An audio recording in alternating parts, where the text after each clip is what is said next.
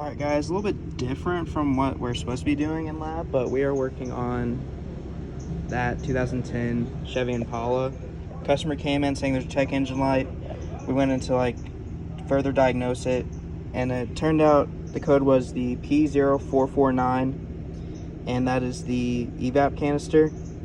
So I went ahead and printed off the wiring diagram, and the first thing we checked, as you can tell, there's a fuse. The fuse is fine, so right now we're actually testing the canister itself, and I'll show you guys that in the next clip. All right, we are testing the wire from the fuse here back to the solenoid, and we have came to the conclusion that it's reading OL. So this is telling us that there is an open from the wire to the solenoid, not allowing it to get power.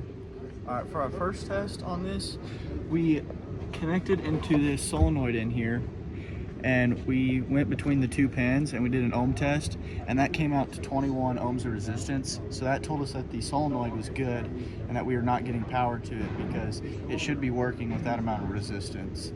So that's when we went to the ohm test to see if we were getting power and also to see if there was continuity between the fuse and the wire here.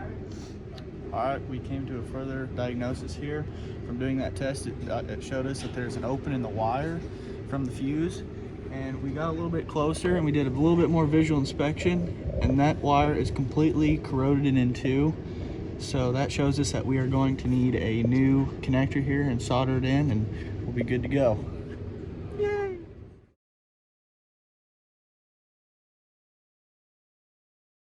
Alright guys, we're working on Sam's Jeep Wrangler. It's a 4-liter. We're doing the camshaft and crankshaft position sensor lab, and Kent is going to show you the crank position sensor.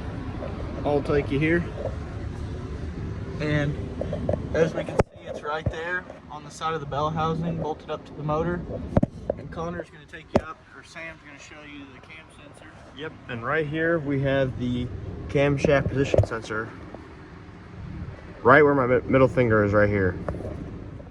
Alright, so here's the camshaft position sensor wiring diagram. Pin 1, the yellow and pink wire is the 5-volt supply. Pin 2, the dark blue, dark green is the sensor ground. And pin 3, the dark blue and gray, is the signal wire. Here's the crankshaft position sensor wiring diagram. Pin 1, the pink and yellow wire, is the 5-volt supply. Pin 2, the dark blue, dark green, is the sensor ground. And pin 3, the brown light blue, is the crankshaft position sensor signal wire. Sam's going to crank the vehicle, and we're at 0 hertz right now because it's not cranking. But once he cranks it, you'll see the hertz will go up because this is a frequency crank sensor. We've got it hooked up. Go ahead and crank it, Sam. Alright, now the vehicle is running and the hertz signal is 450, say 450 average take hertz while the vehicle is running. Alright, right now we are testing the camshaft position sensor. Right here, we've got it back probed into the blue wire on the far right. Alright, and we're in hertz right now, and Sam's gonna start it and we're gonna see the difference.